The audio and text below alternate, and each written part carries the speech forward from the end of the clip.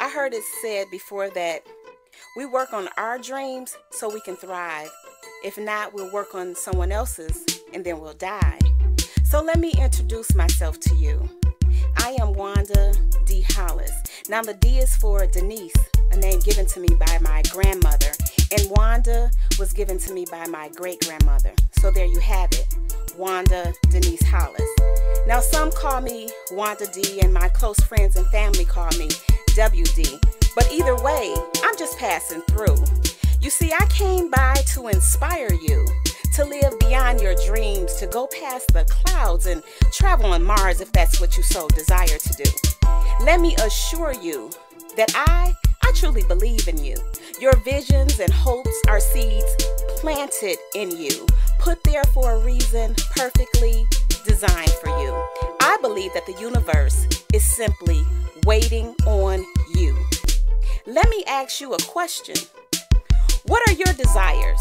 What is that thing? You know, that thing that burns inside of you. That thing that nags you. What is that dream that used to ride with you? I am here to tell you. I am here to encourage you. I am here to let you know that it's not too late to take that dream off the shelf and give birth and let it kiss the earth and then spread it as though it was a dessert. I am enough. I am enough. And yes, you are enough. You, and you too are enough. Now live knowing and believing that there is nothing, absolutely nothing you can't do. Why? Because together we are more than enough.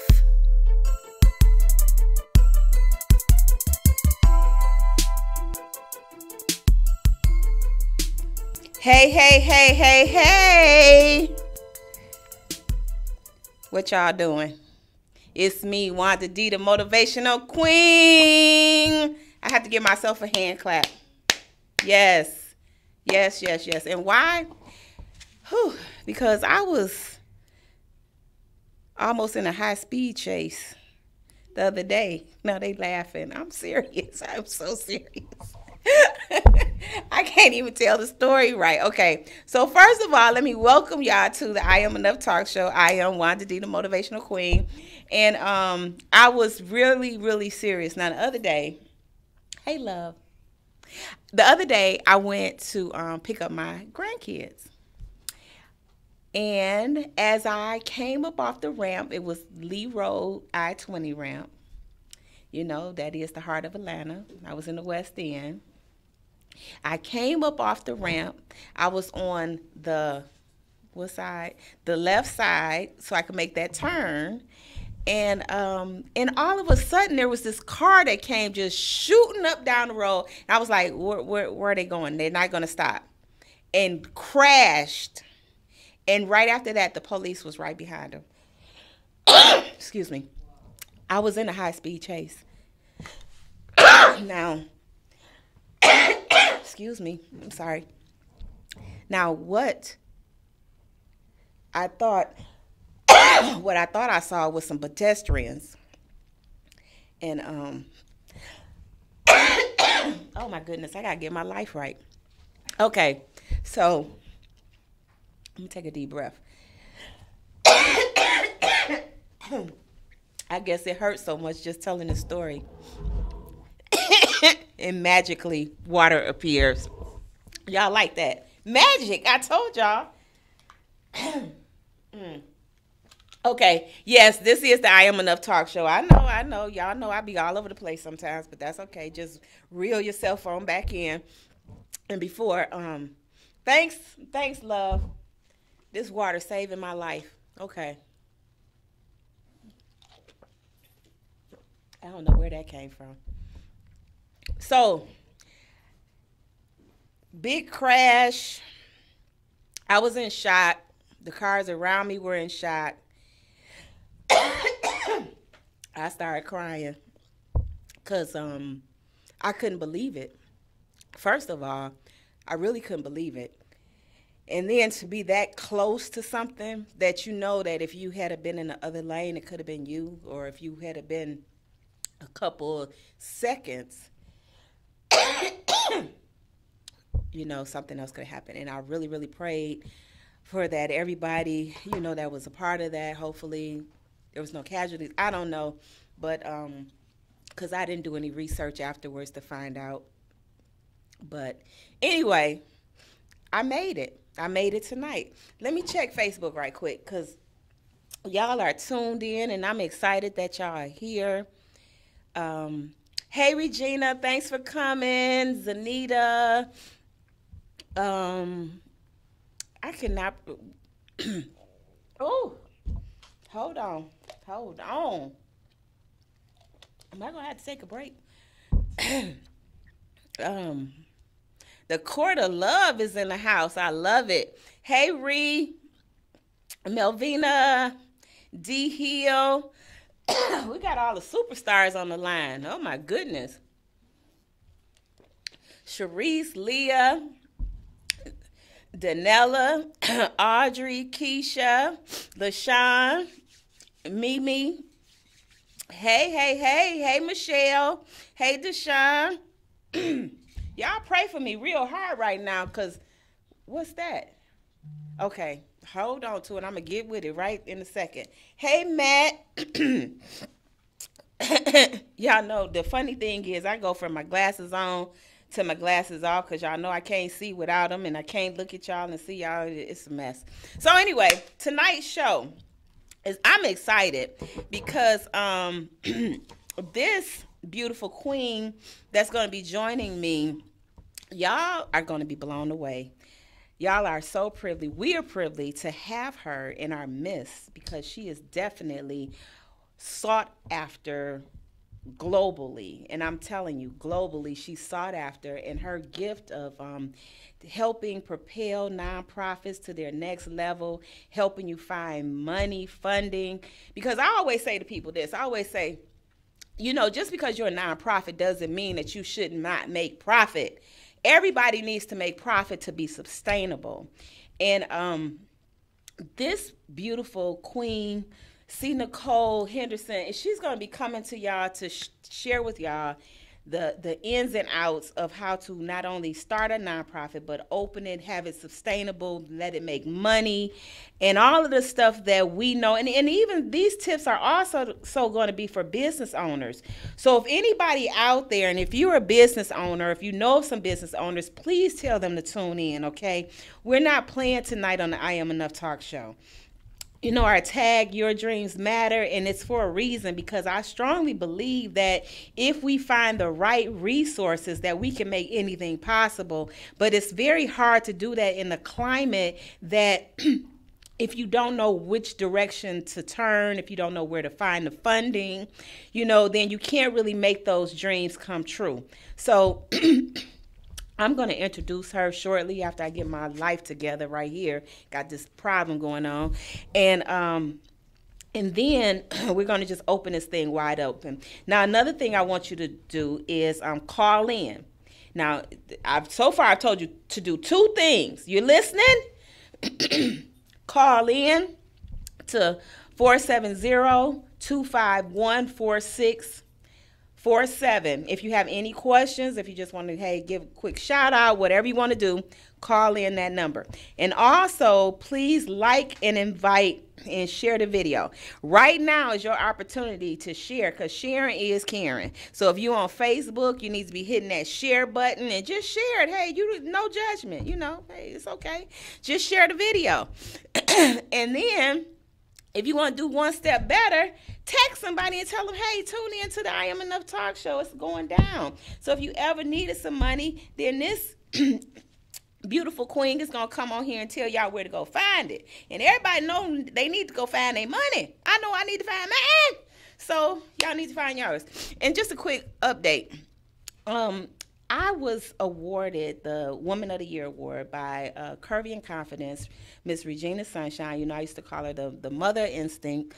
And she's gone on, moved on, bigger and better things. And it's just amazing when you look around and you see the gifts and the talents of everybody exploding. And that's what's going on here. So I was blessed and fortunate enough to be hanging out with just some beautiful, amazing, extremely amazing people, women and awesome girls, and the music was incredible. The food was dynamic, the vendors, everything about the event on Saturday was great. So I just want to give a great big shout out to Regina Sunshine for just helping guide and spearhead and just put this whole thing together in this beautiful, beautiful way that she did.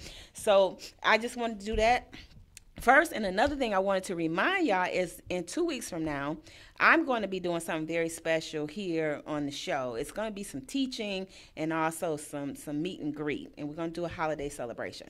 So to get on the guest list for our show on the 2nd, December the 2nd, you need to send us an email. You will get a form. You need to fill out that form and send it back. Now, I have gotten emails and we have sent out forms, but we haven't gotten them back. And guess what? If we don't get your form back, then you will not be on the list.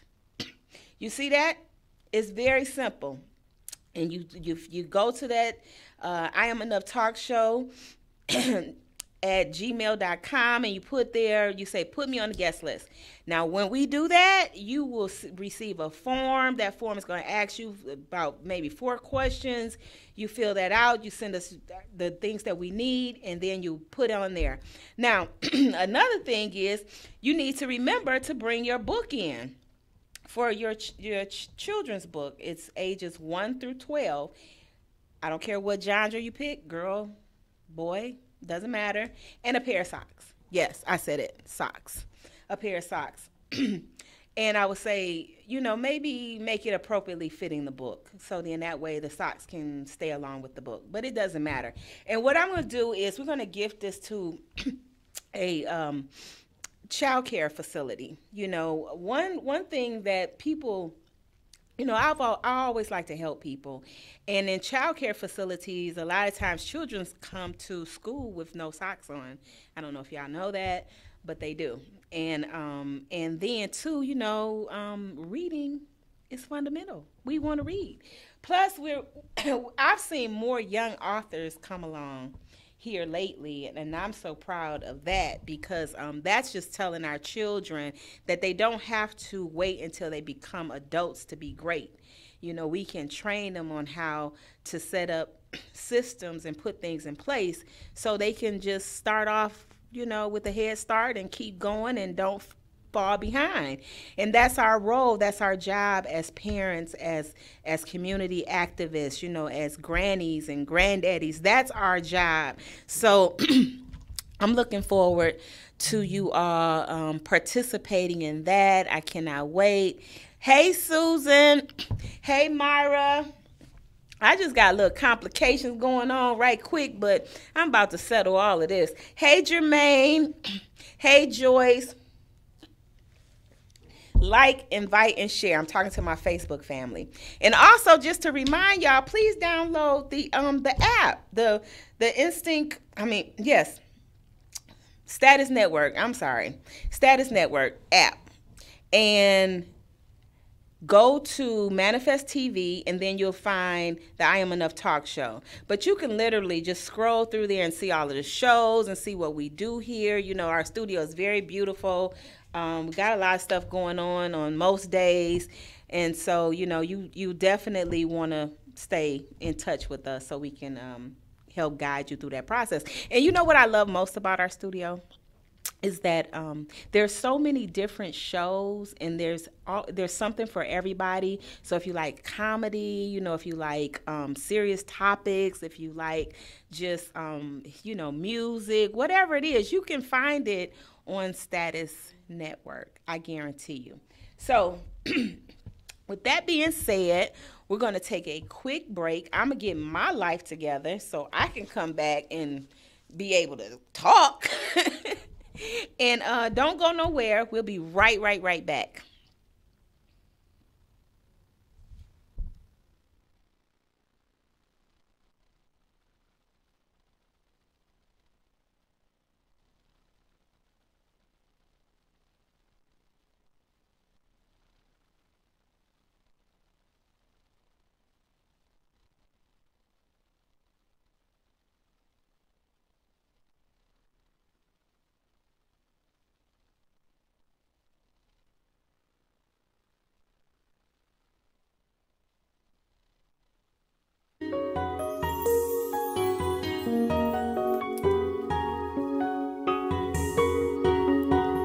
In style. Yeah, in style. What do you do with a collection of albums and 8 tracks? Like played out bell bottoms and maxi skirts, allowed to stay in your closet, hoping to get another chance. A chance to prove that style and sophistication, it never dies, it just magnifies on runways as men sit, dazed and amazed to watch. So remember, as you try throwing me away, new eyes will rest upon my old rags, delighted that I flaunted their way. They will assume I just stepped off of the pages of Essence and Ebony and Cosmo's latest edition. Style so enchanting and refined, heads will turn just to ask me, where have you been all my life? My reply, just hanging around in the wrong closet, yearning to make an interest. So do you like my style? Do you like my style?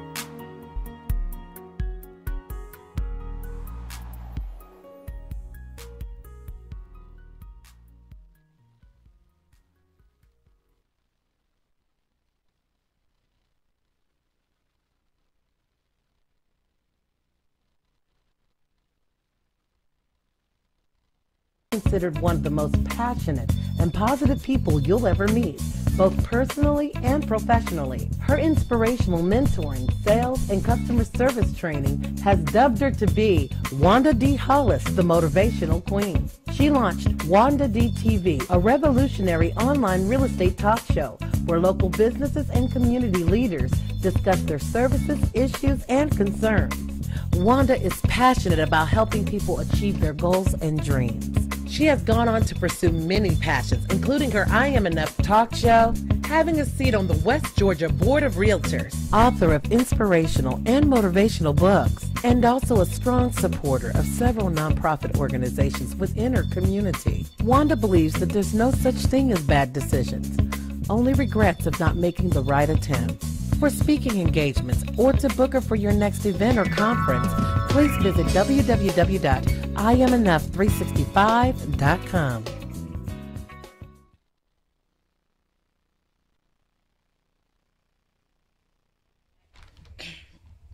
Now, where's this aired at? Everywhere. Okay, we're on. Hey, hey, hey! It's me, Wanda D, the motivational queen, and you are back inside of the I Am Enough talk show. Yes, where your dreams matter. I have the beautiful, beautiful, beautiful Nicole Henderson. Thank you so much, lovely. Oh, thank you. Yes, and I'm so excited because I tell you why. Because a lot of people want to do like with these big hearts and they want to do nonprofits. Sure. And they just like, I just want to do it because I care about everybody. Right. You know, that's yes. You hear that, right? Yeah. A lot. Oh, yeah. And not really thinking about all of the things that goes into it. Sure. So that's why I'm so glad that we connected and you're here to bless everybody. And you know we have quite a few people watching us on Facebook. We're actually, I think we're in about 9 countries. You asked where were we? And we're on a lot of social media platforms as well as our own platform. So we go live on Instagram. They have a Instagram Live now. Mm-hmm. We also go to YouTube, Facebook, and I think those are the main social media platforms. But then too, we're everywhere. Our app. You can just download the app, and it's a great app to just keep with you and say, hey, let me know when the show comes up. Okay. So then we can do that. But I just want to tell people a little bit about you and who you are. I read your bio, and I was just like, oh my God, and she's coming to see me, little old me. Like I was like, so let me just tell y'all. Nicole Henderson, the social impact catalyst, is an author, speaker, and a sought-after industry expert. Nicole Henderson and Associates offers high-touch, what is that word? Consultancy. And another word that was said was social impact. Yes. No, it was another word. Enterprise. Social enterprise. Yes. Right. And so I had to go and look that up. Okay, because I was like, what is social enterprise? It's the same as earned income. Right. So yes. I was like, okay, I get it.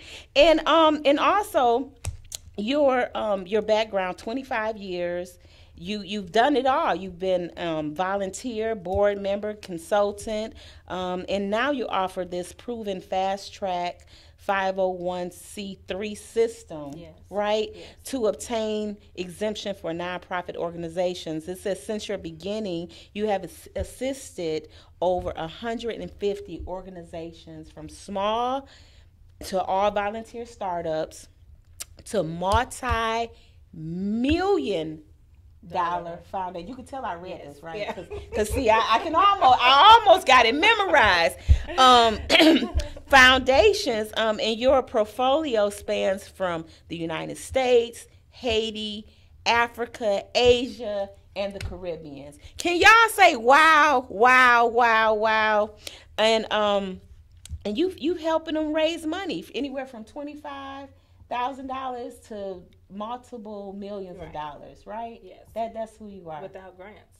Without grants, right? Because I said because you said okay, the normal way everybody tries to go after a grant, right. But then you're going to show them how to get the money without even touching a grant. Yes. Oh my goodness. Okay. So in your organization, Nicole Henderson and Associates, right?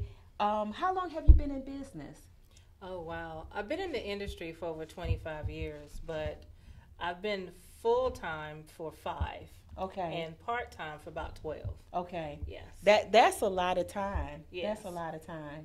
And was the transitioning easy or difficult in going from part-time to full-time? It wasn't hard. It wasn't hard at all. I remember the day that I got laid off from my job. Okay. It was on 2012, January, probably the 2nd, 3rd, or something like that, when you go back to work after the new year. Mm-hmm. And I was talking to my graphic artist that day about something I was developing, and I'm like, God, when am I going to get the time to do it? And then I got a call from HR because, they make you work the whole day. The whole day? Did they call you at 3 o'clock? 5 o'clock. 5 o'clock. Was 6. Oh, 6. man, they made you work the whole day. Yeah, they make you work the whole day. So I'm literally in the car, and I'm driving home. And she said, oh, well, I just want to let you know, our company's going through some changes. We're going to have some layoffs. Them snakes. And I said, no. I said, that is wonderful. And she said, huh? So you get that time back. I said, that's great news. And I mean, she was like, she didn't know what to do with herself. Because a lot of times people are not going to say that. She said, well, you won't have any problem getting your unemployment. And I said, that's even better. Right. Did they give you a severance package as well? I think we got maybe a couple of months. Yeah, maybe a couple of months. But okay. I didn't, you just need the time. I just needed the time. I didn't care. Right. And it's so funny. I talked to another person who's now debt free, and she sold her company.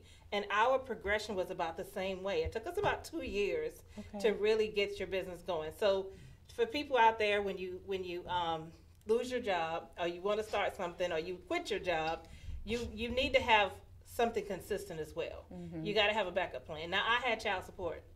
That helped. That helped. So thing he was paying. Yeah. Never late in 16 years. Never late. I gotta give him kudos. Yeah, never late. So I had child support, plus I had unemployment, plus whatever the venture that I had went ahead and started doing. And I didn't become rich or didn't make a lot of money those first 2 years, but I made consistent enough income to cover my household. Mm-hmm.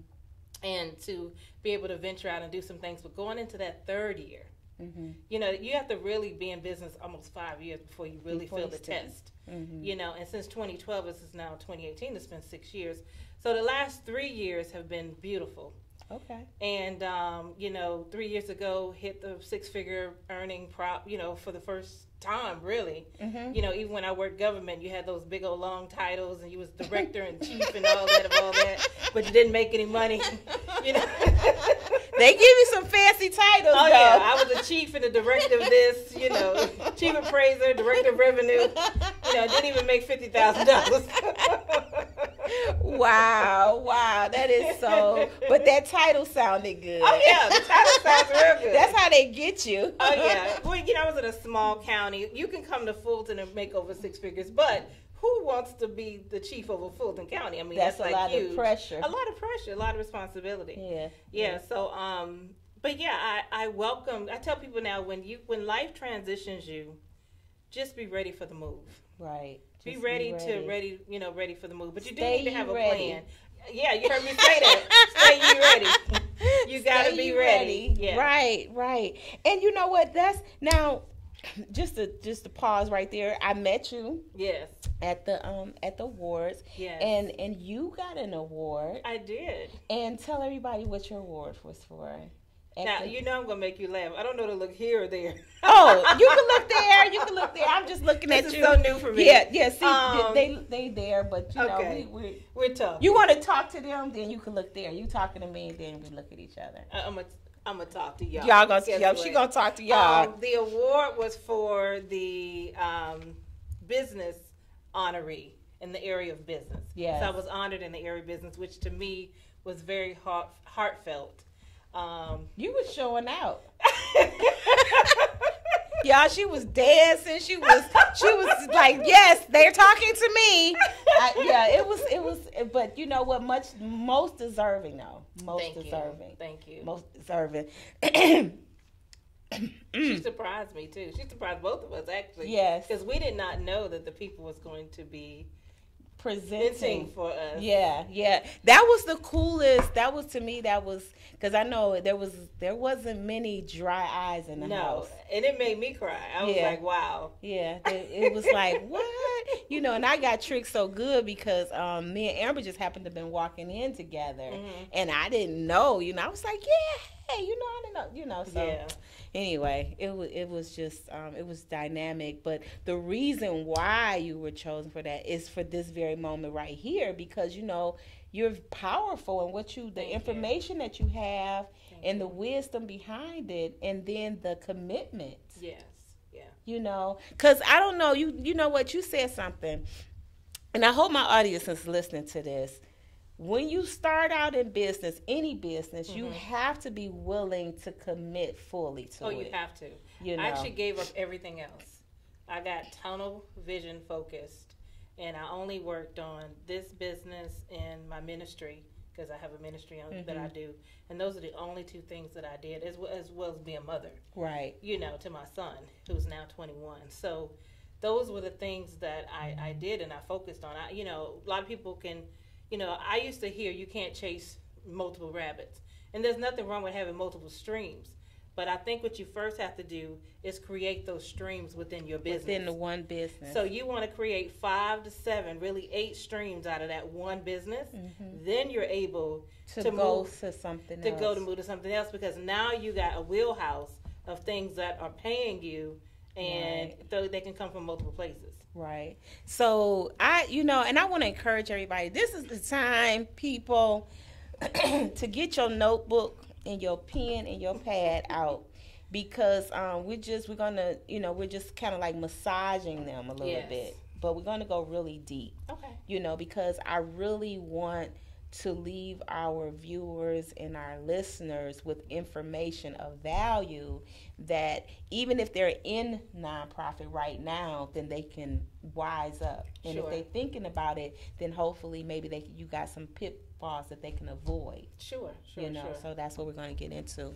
So, look, I got to put my glasses on because I can't see good. So, Miss C. Nicole, I'm so curious about this C. What does the C stand for? But can I ask? You can, and I get asked that all the time. I just realized it's wrong. It's wrong on the book. Is it? They actually got a C period. There's no period. It is legally just the letter C. Legally, just the letter C. Legally, just the letter C. C.19. Yep. Wow. Well, my middle name is Nicole. The first name legally is just the letter C. It's just the letter C. Yeah. 19 years ago when I got a divorce, I knew I wanted to be an author. Okay. 20 years ago, it made a difference if you was male or female. Okay. It doesn't matter now. Right. So my pen name was going to be C. N. Henderson. Okay. And that was my logic behind it. Okay. Because I figured if I was changing my last name, then you just back change to my it maiden all. name, I might as well change my my first God, that is just genius. Oh my goodness. No need of paying for it twice. No need of paying for it twice, girl. Give me some. Y'all better catch that. Okay, let's say hello to some of our viewers. Tamiko Evans, hello. Manisha, hello, lovely. Hello, Mani. Hello, Willie. Hello, Asha. Hello, Pamela. Yes, hello, Lisa. Thank you for joining us. Hello, Joyce.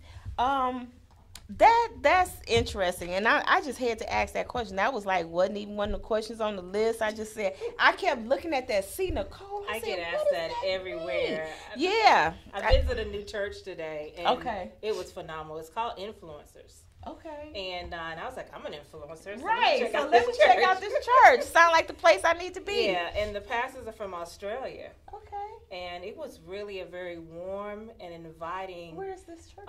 It's in Gwinnett. Gwinnett, okay. At the Gwinnett Infinity Center. Not the arena, but the center that's right next door to it. Okay. But they just got approved to purchase some land. Okay. They're going to be building a new church, and I think starting soon, I think in January, they're going to be at Peachtree Bridge High School. Okay. Awesome. So, tell me this. Now, who are your ideal clients, and what type of organizations and programs do you mainly serve? Well, my ideal client is somebody who have this burning desire to want to make a mission, a change, a purpose. Maybe they came out of cancer themselves, or maybe they're going through cancer. Maybe they lost a child. Maybe their loved one passed of something, and they want to dedicate an organization in their name. Mm-hmm. They could be a professional athlete. They can be an entertainer, and they want to create a private foundation. Or they could be a business owner who wants to create a social arm, and now want a joint venture. So they want a business and a nonprofit. I do a lot of that. I have a lot of clients who have joint ventures. And so to keep them separated. Yes. And you also mentioned that you show people how to keep it separated. Yes. In terms, so we're not commingling right. You activities or monies together. Yes. Is that that seems like the most difficult, but yet it sounds simple. But is it difficult or is it simple? It's really not difficult because your nonprofit is an entity of its own, just like a corporation is. It's a corporation. So it has its own separate EIN number. It has its own identity. And so you would have its own bank account. It would have its own chart of accounts. So everything you would have for a business, you would still have for a nonprofit. And you just need to make sure that you put things where they need to go. Sure. Right. And then at the end of the year, where we would do a 1090 or a 1040, or you would file your your business taxes with a corporation, you have what's called a 990 for a nonprofit. Okay. So you would file that, which a lot of times if you're a nonprofit, you're not taxable anyway, but you do have to report. Okay. Now, is there a difference between a foundation and just a regular nonprofit?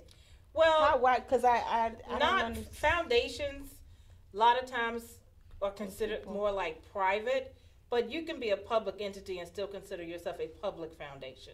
It's just another word. Some people may want the word foundation in their name, and some people don't. They just want to name it just a regular name.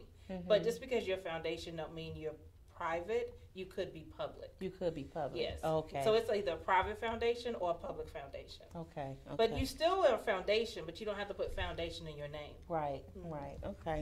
Okay. So let's see. And hey guys, listening, y'all can call in with questions. It says I missed calls. I don't know if my ringer is up. Y'all can call in for questions, or y'all can even type in the questions here in Facebook, and we'll get those questions answered. So tell us, how do you I turned it up a little bit. Now I can. I didn't have it up enough. So tell me, what are some of the first things that people need to do before starting a nonprofit? Well, the first thing that I do if somebody wants, let's say you came to me and you said, hey, Nicole, I want to start a nonprofit. The first thing we're going to do is going to have a consult. So we're going to talk about it. I want to find out why you want a nonprofit, what's the purpose behind it, what mission you want to serve, because it has to be it has to have a charitable clause to it. You cannot become a 501c3 if you do not meet the exempt test. Okay. And so it has to be within that charitable reason, like it's educational, literary, scientific, religious, national or amateur sports, and or to alleviate the abuse of children and animals. Okay. Or it could be to reduce the burden of government, like it could be helping the homeless, a monument, a museum, a library, a school, a church, those types of things. All those fall under a 501c3. Okay. Awesome. I'm sitting up here, my wheels is turning. I'm like, okay. It's more than just what people think. Right. Yeah. And when you break it all down and you can really think about, because I'm sure, has this ever happened where a person may come to you with one idea, but then after sitting down with you, oh, for sure, they kind of go back and to the drawing board and start all over again? Well, not so much the drawing board, but they get clarity. Yeah, one of the things I say in my commercial is that you leave with peace of mind, because a lot of times you don't know which way to go, you don't know which direction to take, and to be able to give you clarity, because sometimes I tell people you need both. You need an LLC and you need a nonprofit corporation, because you may have some products that you want ownership of, because when you open a nonprofit, it's a public trust, so it belongs to the public. You don't own it. So if you wanted to keep your products, then you might need to just keep your own business under an LLC. Yes. To keep your products under that brand. Right. Okay. And then you can always donate your products to your nonprofit. Right. Yeah. Right. Okay. Yeah, I need to be having my notes going here. But that's okay. I'm gonna give me another counsel. When you sit down and you mention a counsel, most of your consult, is it just like one hour a day, or is there structures to your consultation? It's 15, 20-minute call. Okay. And so you're going to pretty much get your answers, your answers to your questions within those 15, 20 minutes. Okay. Now, then we go to what's called an assessment. And that's when you really are ready to move forward. And in that assessment, that's a 90-minute session. Okay. Where we're going to really break down everything you want to do. We break down the application. I call it a worksheet. So we literally go through this 5 to 6 page worksheet. Mm-hmm. And I'm answering all your questions. We're talking about your program. We're talking about your fundraising ideas. We're looking at your budget, your location of service, your target audience. We defining your mission. We're defining your vision. We're defining your core values. You know, so we do a lot in that session. Yeah, that's a powerful session. Hey, Tiasha, that's a very powerful session, because I know when you do working over that assessment, you really can get to understand the structure of the business and how, like you said, sometimes you might suggest not a nonprofit, you might suggest a straight, corporation, LLC, or something of that nature. And I tell people also, Wanda, to go out and volunteer. Mm-hmm. I have what's called I changed the name from Fast Track to Clear Track 501c3. Okay. Because I really want people to have a clear track and where they're going. Mm-hmm. And so it's important that you go volunteer in the area that you want to serve in. And so I have a checklist. Mm-hmm. So in my checklist, you know exactly where we are in the process. Mm-hmm. And then it also has some meantime activities. Okay. So in that meantime, you're going to visit the chamber, you're going to volunteer, you're going to do research in your industry, mm-hmm. You're going to find if you need any state certifications. Mm-hmm. There's a lot of things that you cover in those meantime activities. That is something else, you hit that, because I know when just different in the past, different times when I thought about, maybe I remember one time I thought about opening up a daycare. Mm-hmm. So the first thing I did was go and hang out with my friend that had a daycare to see if I really wanted to do a daycare. So I recommend that for anything that you think you want to do. Yes. Go do it and really see if that's what you want to do. Because when I saw that wasn't really what I wanted to do. She was working way too hard, she was amazing. Yeah. But her place, she ran it. And at that time, that's when I learned that she even was raising dogs. You couldn't even hear or smell or see the dogs. Wow. They were in another room, like behind the wall. Oh, wow. But because I was, just over there being nosy and learning everything. And she was raising birds. Oh, Lord. Exotic birds upstairs, dogs downstairs. She had it going on. But she should have had a nonprofit with that. Okay. Because she could have, cruelty of animals, she could have gotten support and had brought in PETA, and she could have raised money for the dogs. Y'all hear that? And then she also could have went out of corporate funding for her child care. Wow. So you want a nonprofit to also help benefit. You got bookstores now that are now going nonprofit, because now they can raise funds and get volunteers for the bookstore, because they couldn't make it as a brick and mortar. Yeah. So now they're turning it into I've heard that so many times, that everybody needs a nonprofit. Yeah. Is that true? I don't think everybody needs a nonprofit. But I think any industry who desires to have goodwill and social responsibility can develop one. A nonprofit. Yeah. And in some states we have what's called B Labs. Where a B Lab, we don't have them in Georgia yet, but a B Lab is where you are a for-profit business, but you have a social cause. And so you have all these criteria of how you treat your employees, the way you serve the community, all these things that you do. Mm-hmm. So you don't quite get exemption, but you get recognition, and you might even be able to get some federal funding if you go out the contracts for being a B Lab. Wow, that's we got a lot of hearts and smiley faces and love coming through.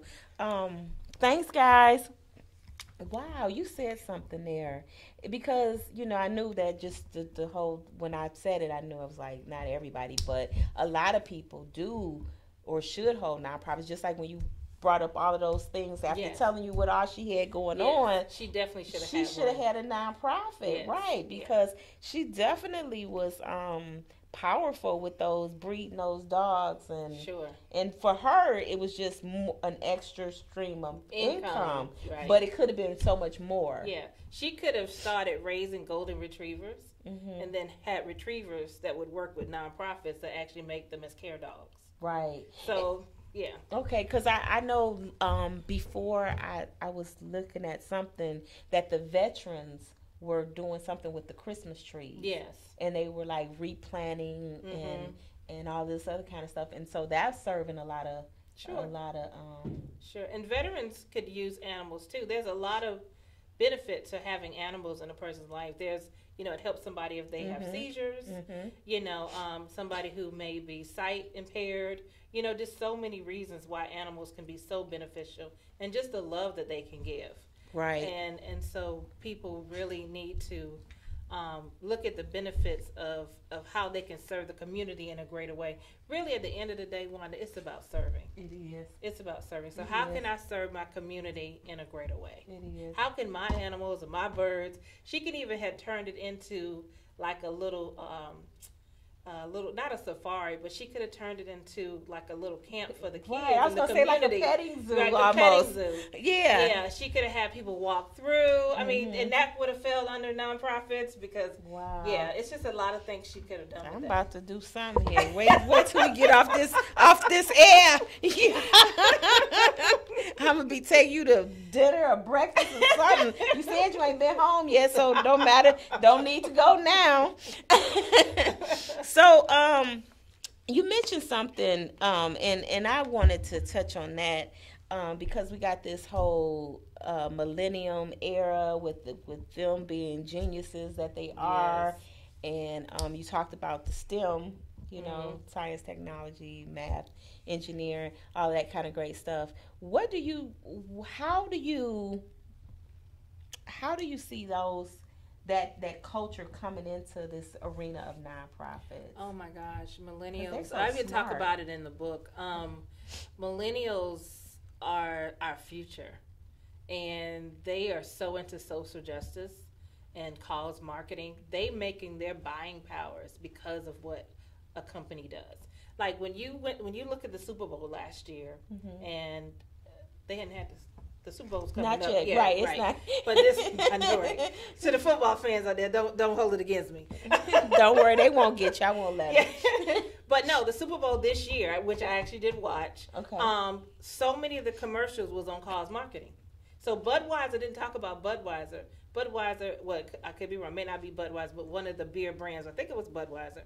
They talked about clean water. So they talked about the projects that they're doing for clean water. You had shoe companies who were talking about the projects they were doing with providing shoes. You had dog companies talking about the product they were providing for dogs. For every bag of food that is purchased, another dog get a bag of food in need. And so everybody was talking about cause marketing. Well, our millennials making their buying decisions also based upon cause marketing. And so they are totally into social justice. They are truly into social impact. And a lot of them have and I'm getting more and more college students that are wanting to start nonprofits. Yeah. A lot of them already have nonprofits, and they're doing very well. Now, what age do you still have to be a legal age to start a nonprofit? What age can you? Man, you about to blow me away. Okay. See, Nicole Henderson. And, I mean, you have to go by what your state would probably say for an entity, but more than likely that parent is probably a co-incorporator with the child. Okay. So, it still would be fine.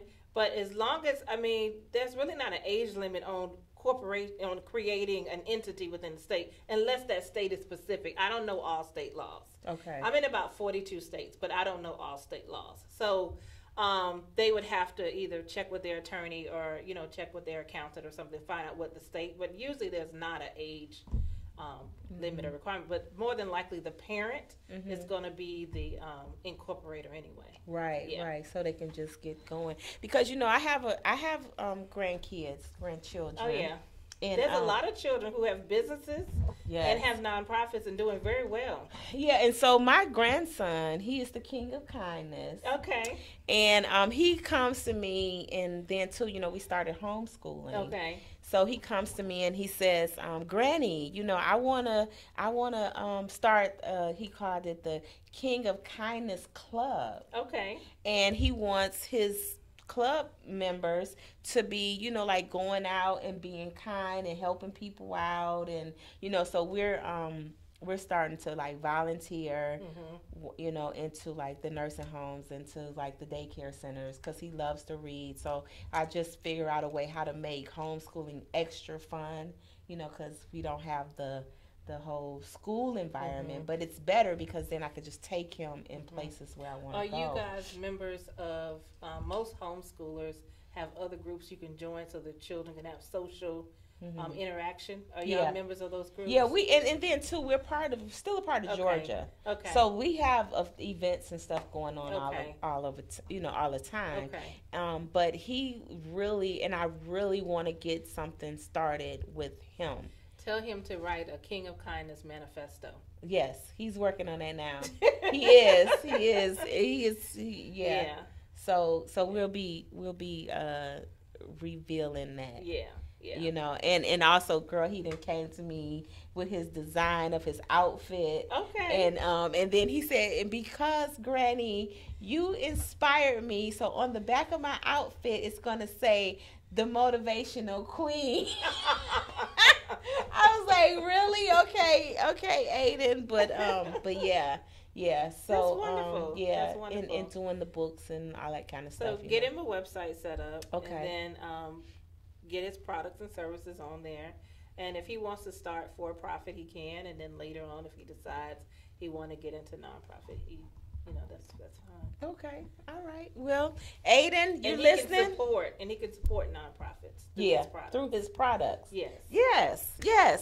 So, let me see. Does anybody? Hey, Bertha. Thanks for joining us.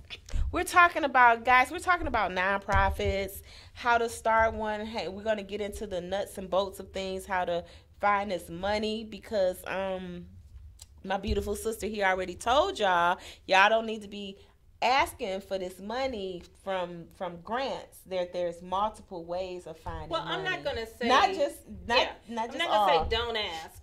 There are over 13 different funding sources. Actually, maybe more than that, but 13 that I teach about. And so in those funding sources, grants are just one source. Right. So I wouldn't tell somebody don't go after grants. Grants can be viable, they can be helpful, but it is soft money. So just know that, and they're earmarked. So they're directly related. Well, no, what I mean is they're directly related to what you're applying for. Okay. So if you have a program for women and girls, but you apply for a grant for girls, you can't pay for the women's program out of that. Unless you wrote the program for women and girls. And so you have to have, the grants are very specific. Every now and then you might get a foundation or somebody that gives you unrestricted funds, which means that you can use them as you see fit. Is that typical or not? Not always. Okay. It all depends. Okay. Some grant funders are a little more lenient in how they give you to manage, but a lot of times whatever that proposal, that RFP is for, that's what they want you to fund. And that's what they want you to keep your you got to be compliant, you got to do your reporting, your methodology, all those things according to that. So it's not a bad thing by any means, but that's not a diversified budget. If all your funding is coming from one source, that's just like us. If you're out there working, now let me look at the mic. If you're out there working and you have a job and you only have one source of income, you're limiting yourself. Right. I used to tell people the tax laws are made for the business owner, not the consumer. So I don't care if you got to go pull weeds out of your neighbor's yard. You need to find something to do that you can have with write-offs, deductions, those types of things. And so having a nonprofit can also give you that. Right. And giving to a nonprofit can give you that. Yeah. And now in your book, how hot is this book? I'm just seeing this book for the first time. This is me and 20 other business owners And it's 115 innovative ways to increase your profit. Yes. And I see y'all had 100 and y'all scratched it and put 115. and so I'm pretty sure that everybody needs to get this book. Where do the people need to go to get this book? Well, this book is if you go to my website, and I got to give two because for some reason we're having problems with the Apple mobile app. Okay. The main website was cnhenderson.com. But if you're on Apple, for some reason on the mobile app, it was having some problems. We're trying to fix that. And so you'd have to go to faithenterprisers.com. Faithenterprisers. And the enterprises is ERS.com.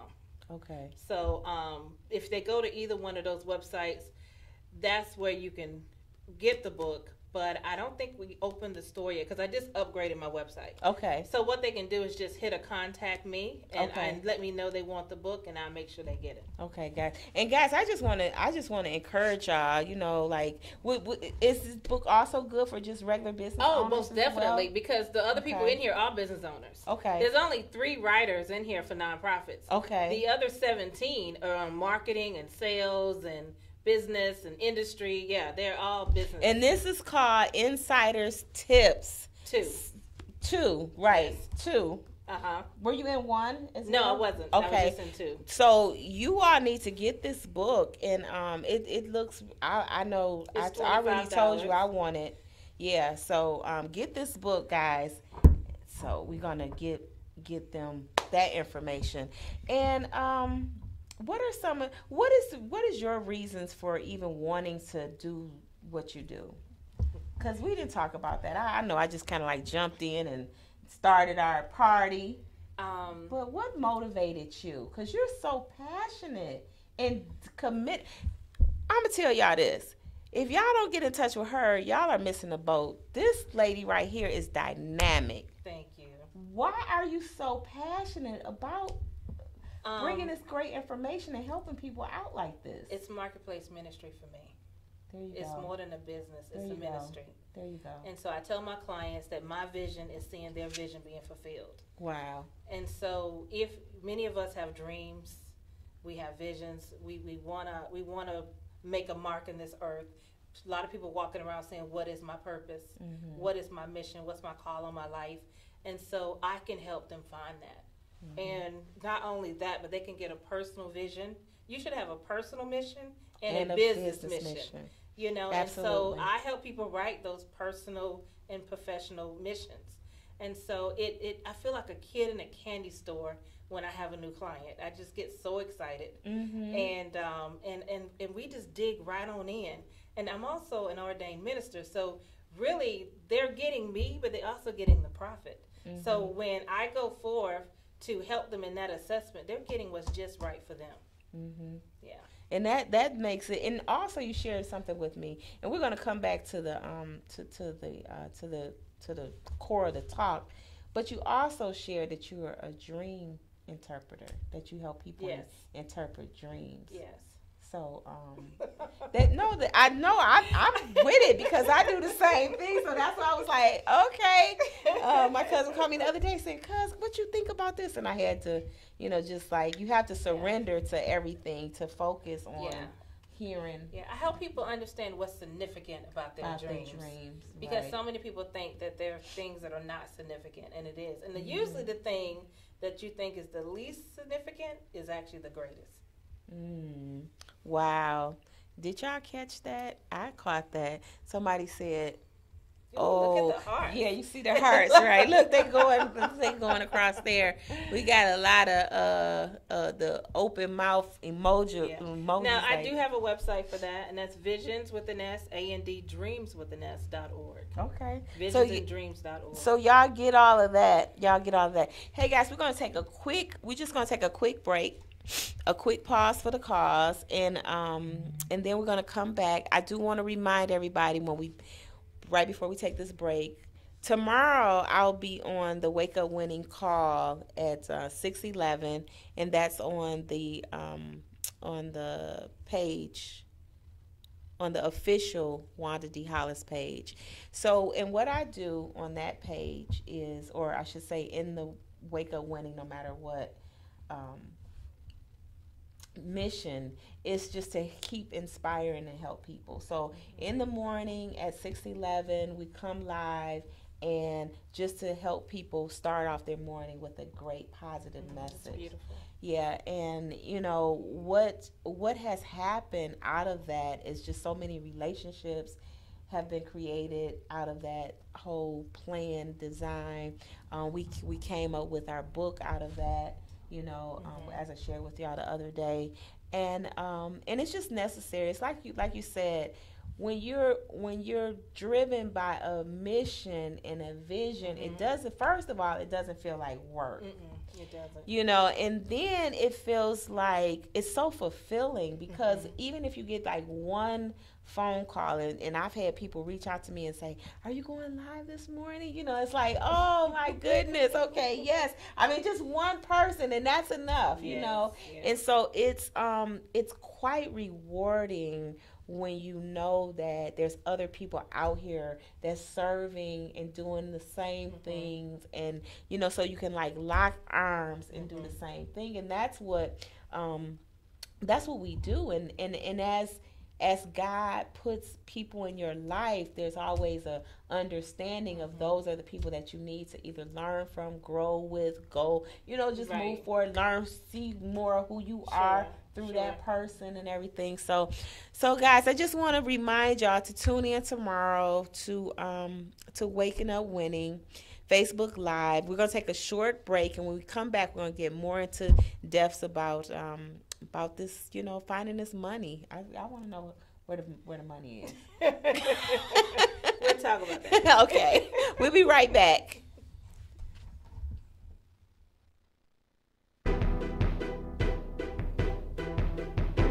Playhouse. She comes home shocked.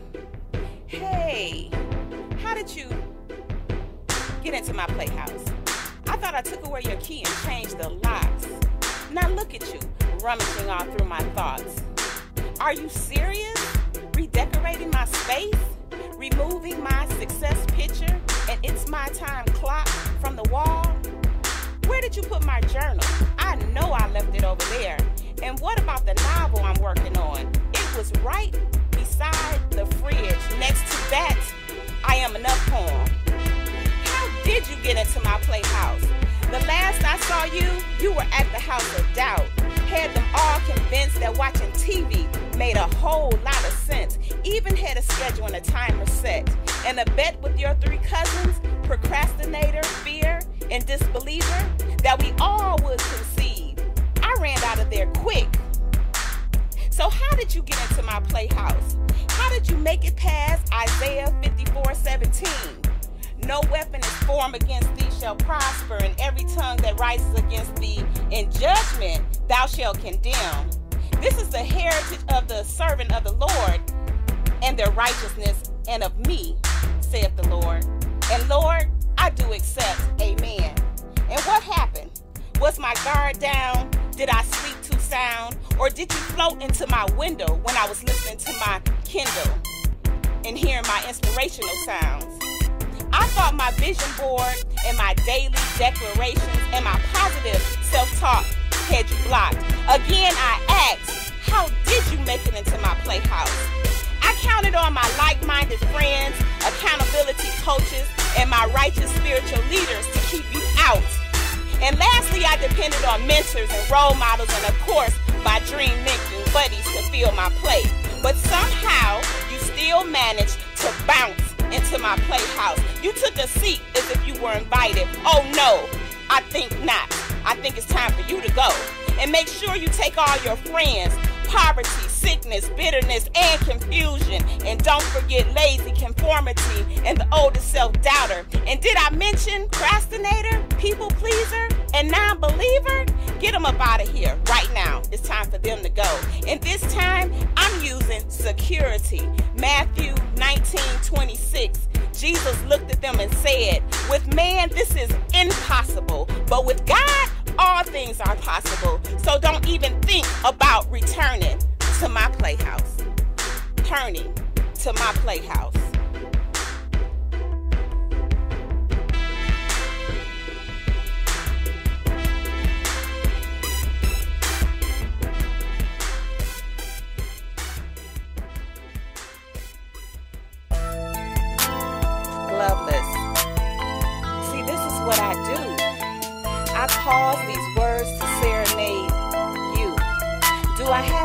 attention? It may take some time, so don't try to find it in this rhyme. My place is not for a petite bath. I'm here to soak down deep in your mind. And like a sponge, my desires to soak up all your thoughts. Play with Cupid's arrow until you get caught behind the sharp spear that whispers in your ear. From old school to new school, ballads and iTunes, keep up with the snapping new jack. Yeah, you deserve a big pat on the back. Or should I sit in your lap, dancing? I'll be your private dancer, no money's needed, I'll do it for fun. Sex in the city, or in the ride, pull up in the driveway, happy days. Baby, they're here to stay. Tickets to the show, mystery, sci-fi, or drama. Bring on the comedy. Did I just wet my pants, or was that a dream? Expand on them in detention, 15 rounds in the ring. Heavyweight champion, my heart is capable of more. And when you think of me, I want you to believe that our paths were destined to cross. You'll fall to the floor, knocked out. Because the joy in my heart was once lost. The writings on the wall, was all that surgery necessary to get into MySpace, Facebook, or on my channel? I'm trying to create something new, different, and great. But just like playing chess, be careful of the next move you make. Return to planets of the apes, perhaps a kiss, maybe a hug. But one thing's for sure, I'll be there to show you love. Yeah, I'll be there to show you love.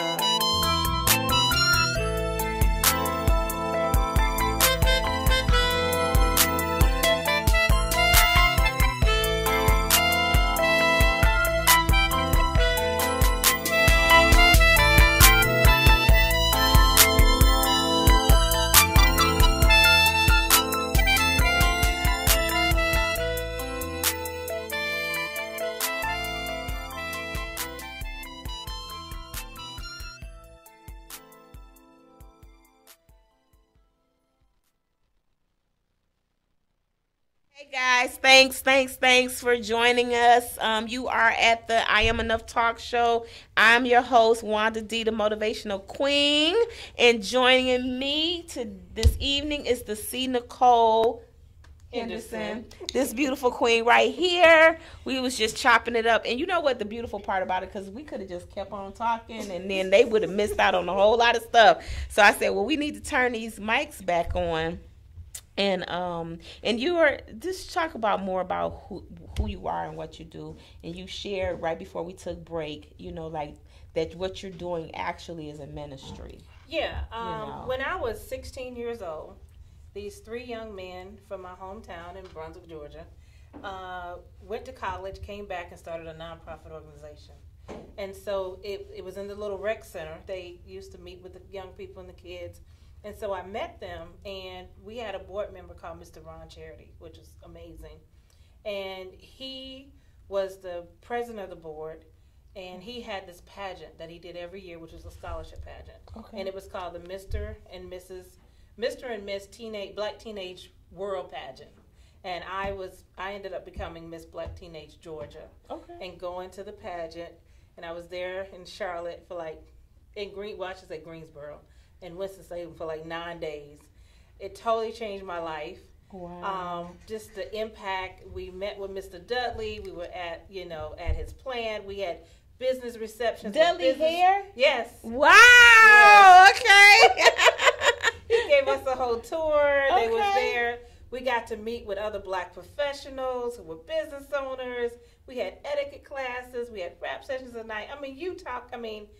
It was amazing, and I even got 8 scholarships from the pageant. Wow. So when I came back home, they made me like a junior board member. Okay. So I sat on their board, and that's where the love began. Wow, that is fascinating, Dudley. Oh my God, I know, because in my other lifetime, I have so many lifetimes. I was in the beauty industry. Okay. So we say Dudley. That's a plant. Yes. He's been around forever. Yes. Yeah, and you also now at one point you were a radio host, correct? Yes. Yeah. Exposure Radio, Exposure Magazine. I was with a celebrity publicist, and we had a radio and a magazine show that we did. Okay. And so it was awesome. It was a lot of work. I got fully thrown into it. It is. But we loved it. I mean, we really did. And we got to meet and touch with so many people. And because she was a celebrity host, it wasn't hard for us to get celebrities on a regular basis. And but it was wonderful. We had sponsors. We opened it up to other people and other shows. It was a wonderful experience. And a little birdie tells me you're ready to get back. Yes. We're going to make that happen. I don't know who that little birdie was. I want to maximize radio and TV for sure. Yeah. Yes. Because the power of media is just phenomenal. Yes. You can't, and you can, and that's what I tell people all the time. See, Nicole, I tell people all the time, we have the power right here in our hands. Mm-hmm. It's how we use it. We have the power of social media to really, really shape it to be this great tool and to help people, just hit some goals that they never thought possible. Right. Because, think about this, YouTube, you got all kind of people on YouTube become YouTube sensations, get Instagram, right. Instagram famous and all this other kind of stuff. And think about this, if we have so much great information that can help other people's dreams come true through media, and this is, I'm just telling you, I love being in this space here, in this seat of media, because it helps develop so many people. It teaches me a lot about who I am, and I just love seeing people grow. So I know you're the same way. Yes. Because that's why you turn the on light on. You just say, hey, open for businesses so you can help people grow. Now, tell me something about what are some of the myths that people have about nonprofit. Oh, that's good. I actually have an ebook. If they'll go to my website and hit contact me, I will send them the ebook. A free ebook. A free ebook. Y'all got that? Free Get ebook. your free stuff it's now. It's called Dispelling the Myths About Nonprofits. That's what it's called. Okay. And so one of the major myths, and you touched on it earlier, is that just because you're a nonprofit doesn't mean you can't have a surplus. We use the word surplus versus profit because it's a not-for-profit. So it doesn't mean you can't have a surplus. Actually, you want a surplus. Right. Because it's not like government where you got zero-based dollar, where you got to zero out your budget, for the next year and all of that. And I think that's where people kind of confuse it. Okay. But the Red Cross and other major organizations, they got to have some surplus because you got buildings to maintain, you have infrastructure, you have people that are moving, staffing, and you got all these moving parts. And so you need to have some kind of reserve. Even for maintenance, you got to have some type of reserve. Even HOAs. We have different HOAs that may fall up under a nonprofit, and they need to make sure they have, money for their building, their for the property, maintaining the roads, those types of things. And so don't think that you can't have a surplus. You want to go toward a surplus. The second thing is people think, well, if I got a nonprofit, everybody has to work for free. No. Your board is not paid, but your staff can have a comparable salary to any other. If it's a secretary, she can have the same comparable salary as a secretary. Right. If it's an executive director, an average executive director with a nonprofit makes six figures. If it's a viable nonprofit, they make really good money. And you have some CEOs of some nonprofits that are major with $1 million budgets. They actually make $1 million a year. So just because it's a not-for-profit doesn't mean you cannot have a very strong revenue and a diversified revenue base. You can also get investments. People can donate part of their mileage. You can have endowments. So if someone passed, they can actually, Will part of, their retirement or their income to that nonprofit. You can even have your own life policy that you make your nonprofit the beneficiary of. Wow. Okay. So there's a lot of wow. I'm just sitting up here like, wow. there's because remember now, your nonprofit is perpetual. It can outlive you. Right. I don't know when the whole cancer Susan B. Komen did, but I mean you're talking about years. Mm-hmm. And so it can definitely outlive you, and you want it to be able to outlive you. You want the structure to be so strong that it can outlive you. Another one of the myths is that you can't charge, and that's not true. Mm-hmm. You want to be able to charge because that's part of your social enterprise, which is your products and services. Mm-hmm. So if you are an after-school program, you charge for after-school services. If you are a college, you charge for tuition. Right. If you are a hospital, you charge medical bills, medical fees. Right. And so you definitely can charge for products and services. Wow. That is that is some can we get a hand clap? Is this machine working? We need a yay. Yes, something. Man, where's my bell at? Something needs to be popping off of here. You just have to be careful that that's why the unrelated business income tax is there. Right. Because you want to make sure that you're not generating so much income on the profit side that it exceeds what your nonprofit is. Okay. Yeah. Oh, that bell magically appeared. Okay, thank you. Woo! I'm gonna bring me a bowl. I need me a what is I need me a bowl or a dong. Yeah, I'm about to fancy it up around here. So, you touched on a lot of stuff, lady. Yeah, you did, and I cannot wait to come to one of your workshops. Oh, thank you. Because everybody needs this information. Sure. They really do. And I was sitting here thinking like, wow. But this is the mind blowing part. Like the NFL is nonprofit. Right? Yeah, well, it used to be. It used to now there's parts that are definitely for profit, but back in the day it was. But they still have a nonprofit arm though. Okay. They have a foundation still, and every player is given a budget to support the community. The community. And so if you know some pro players, go after their budget. Because I have pro players that I work with. Go after their budget. You hear that? They have community dollars that they are awarded to be able to share with the community. Because trust me, they don't just be coming over here giving out them turkeys for nothing. And they don't be coming out of their pocket. Yes. That's part of their budget. Oh, my goodness, girls. Well, they could be coming out of their pocket.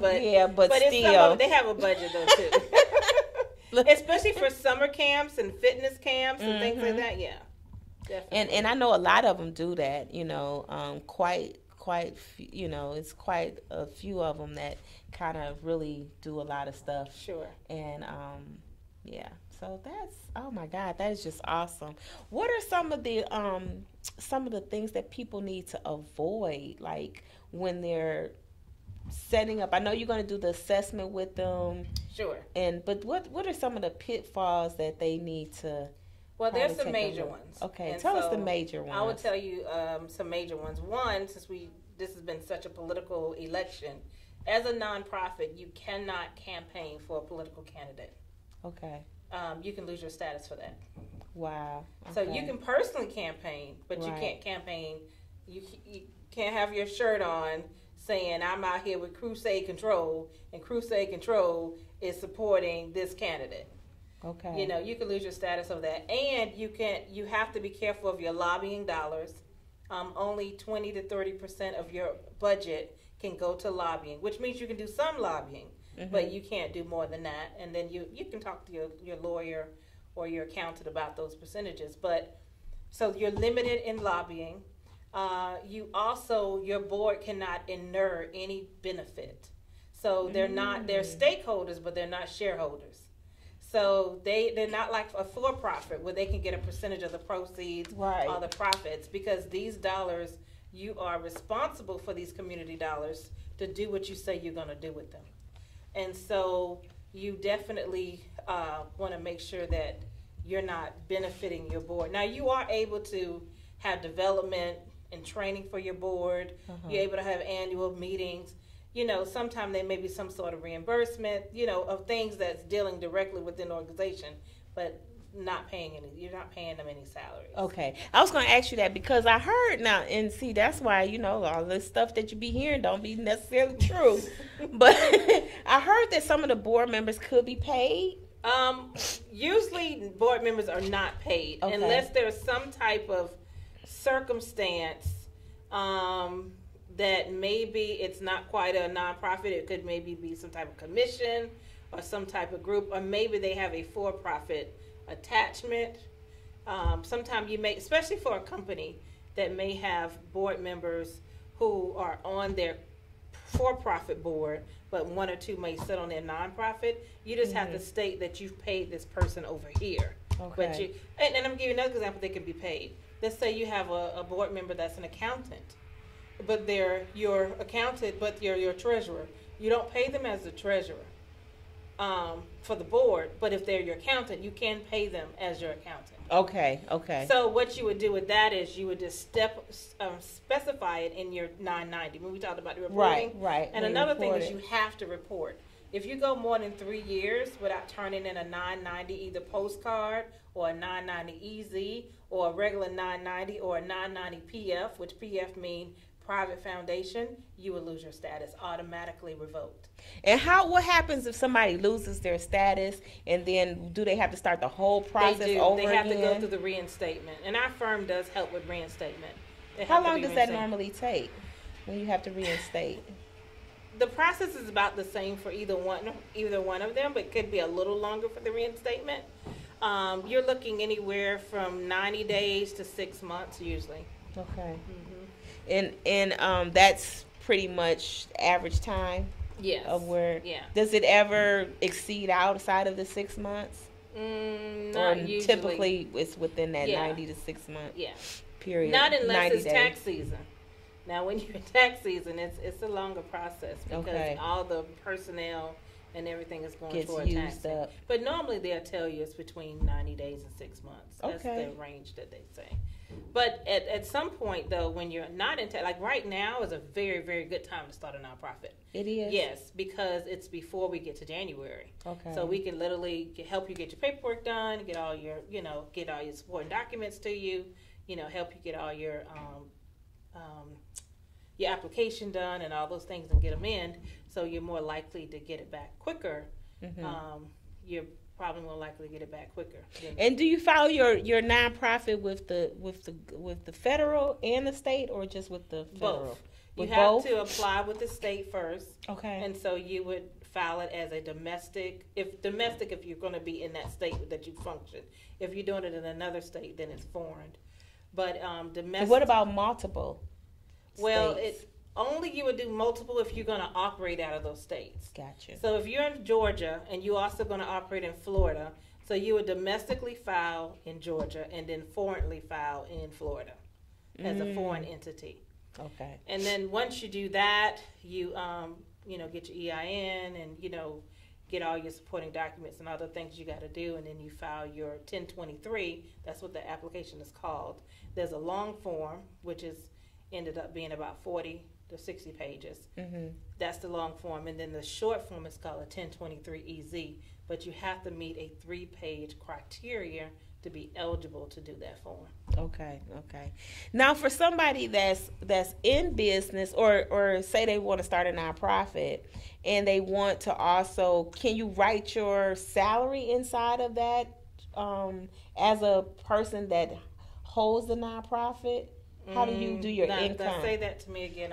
Okay, you first talked about in business, but then you said nonprofit. So not in business. Okay. A person coming to you want to set up a nonprofit, and they want to say, "Hey, but I want to get a salary from my nonprofit." It would be no different than any other corporation. Right. They just would be like the director or something. Yeah, you'd have to raise the funds. And now listen, there's a rule. You want to keep your operational costs probably under 30%. Okay. definitely under 35, 65, 30, but eventually you wanted to get as low as you can, maybe 10%.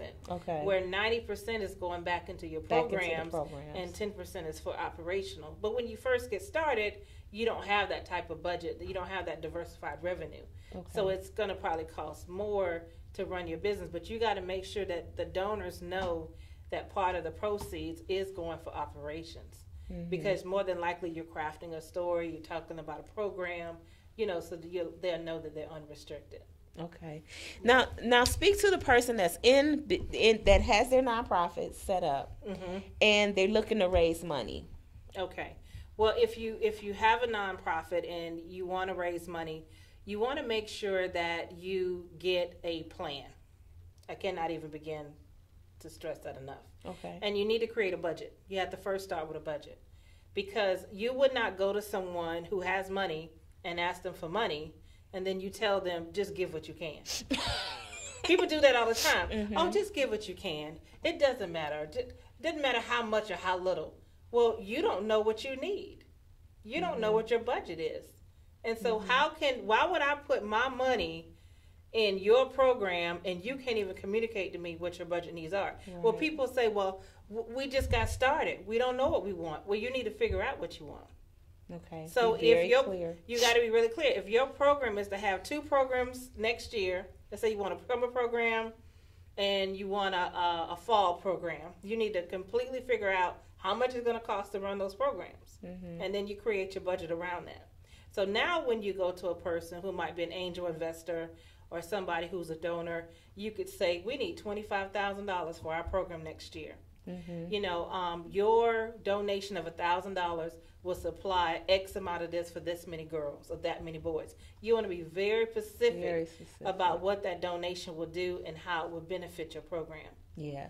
And that's great. That's great information too, because it could get you the money or not get you the money just based on that. Like if you say, well, what is my $100 going to do? And you could say, well, it's going to buy some erasers. Right. And you want to craft your appeals too. You really need to take the time to craft your appeals, to build your story, to share your story. You don't want to just throw it out there and you think that because you wrote something on a piece of paper, it's going to pull at my heart and make me give. Mm-hmm. People getting past that.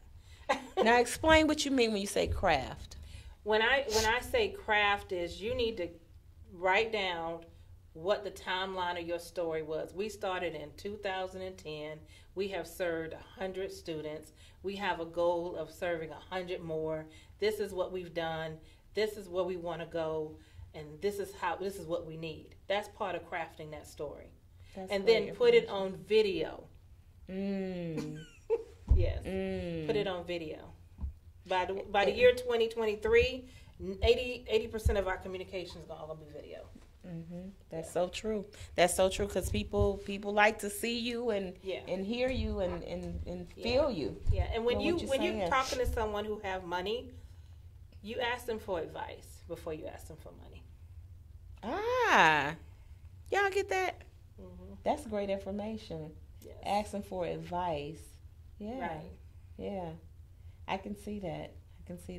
What are some of the other things that a nonprofit, say I've packaged, I got my story, I've packaged my story, I'm out here doing it and looking in all of the right places. What are some of the, and you mentioned this, and I know the short answer, but I want you to talk about it. Each corporation has a giving period. Mm-hmm, mm-hmm. So as a nonprofit, I should really do my homework, right? Mm-hmm. And figure out, okay, who opens up their purse and what time of year they open up their purse. And so how do we get all of that information? That's true. But there's 2 things that I want to add to that. One is every grantor has a cycle. They have a cycle. It's called a giving cycle. It's called a grant making cycle of when they're going to, like, you may have to apply for the grant in April and it's issued in December or November. So you need to know most funding sources are going to be open from January to about May. Okay. So it's rare that you get funding the sources first of the sometime in the end of the year. Sometimes you do. Sometimes some governments or some entities may have money that they just have not spent, and they need to find a way to get rid of it, to spend it. I shouldn't say get rid of it, but find a good source or place in order to for these funds to be used adequately. So we want to make sure we're using the right words because, give it away. Yeah, I mean, they're not just giving it away, but they want to make sure that the place is vetted and that they're they're meeting the criteria. We're giving y'all a loose answer, but you definitely got to follow what's in the RFP and making sure you're meeting that criteria. And then a lot of times those things are they're graded, and so they're graded by people who are looking at them to determine who's going to get this funding. And I want to caution a nonprofit that just got started. You're within your first of 3 years. You don't have a lot of financials. You haven't created a lot of resources. Don't go out there and pay a grant writer. You need to find somebody to volunteer and help you. Or you need to work on doing it yourself. Learning. You can go to SCORE and so many organizations. You can go to the library and get free help on grant making. You can utilize somebody like my agency. We have people that can kind of walk you through the process. We have people that will review your grant that you may have already written, but you just want to see if you're meeting the criteria. I've seen so many people pay somebody to write that grant, and that person who wrote it should have known that they don't even meet the criteria in order to get that grant. Another thing I don't want that grant writer to do is we don't work in contingency. So don't ask that person to write that grant for you. And I'll pay you with the grant. We're going to pay you with the grant money. Yeah, either pay them or ask them to volunteer. Not this contingency stuff, because the grant world, the grant making world shy against that. The American fundraising societies, they shy against that, because now someone has put in their time, their energy, to order to get this, and there's no guarantee that it's going to be funded. I was going to say there's no guarantee. And they did the work. So let that person choose whether they want to donate that service or you're able to pay for that service. But there's so many other funding sources that are out there. Yes, you do need to know when those grant cycles are, but 72% of all given come from individuals that look like you and me. So why am I not crafting and developing my funding plan? And I'm going to have a workshop coming up here soon in January on how to create funding plans. Okay. And I'm also going to do a 501c3 clinic for 2 days where people can come and actually get their process, we walk them through that process. Within 2 days, they get to walk away with knowing that they're pretty much done.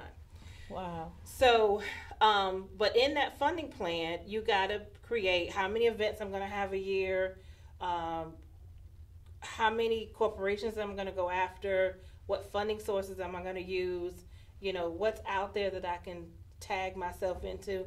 And corporations do give, but they don't kiss on the first date.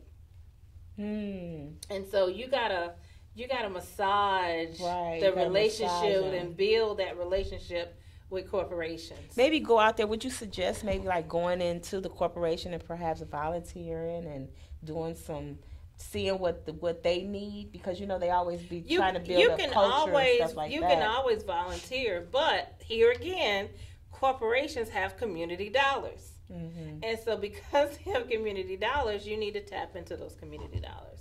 Like Microsoft has right here at Lenox Mall, they have community dollars that they can give out to people in the community if you give a pitch and you talk to the local office. I met a gentleman, a little guy, 2 weeks ago. I was at an event, and he pitched, and he won $25,000 for his business. And he pitched, I think he was like 7 or 8 years old. Okay. And he was going there just to like hang out, and then they were doing this. Who you do for Microsoft Office? Microsoft? Don't start me to telling tales. Okay. All I know it was somebody. Is that right, and they, because like you said, there's monies out here, and you made a perfect example of, you just got to find out where it is. So what are the resources of just finding out some of these funding or some of the way that people give out their money, well, so to speak? Once you become a 501c3, you can become a part of this group called TechSoup. TechSoup? TechSoup. Okay. TechSoup. Okay. And TechSoup, all your software developing companies, I shouldn't say all, but most software companies, they give TechSoup these rights to offer not franchise fees, I'm not saying it right, user fees, where you can, like Microsoft Office, you can probably get Microsoft Office. I don't know what the new price is now, but it used to be $27 or $34 at one time that you can get Microsoft Office. You might be able to get QuickBooks for nonprofits for $69 or $79 or something like that. But that's the way they did. They donated it, and then they allowed nonprofits to apply through TechSoup to get this software at a very reduced cost. Okay. And so TechSoup is a wonderful place. Another place is Goods 360. But you can't get these things unless you are a 501c3. And you can go on there and you can get like a whole tractor trailer full of mattresses. You can get baby products. You can get all the surplus stuff from Home Depot that you can get on this tractor trailer. I mean, you can order all kinds of supplies and goods and everything like that. Grant Station.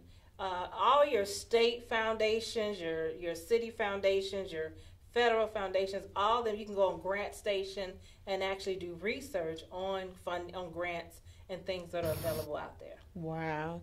I hope that listen here. I'm talking to my viewers right now.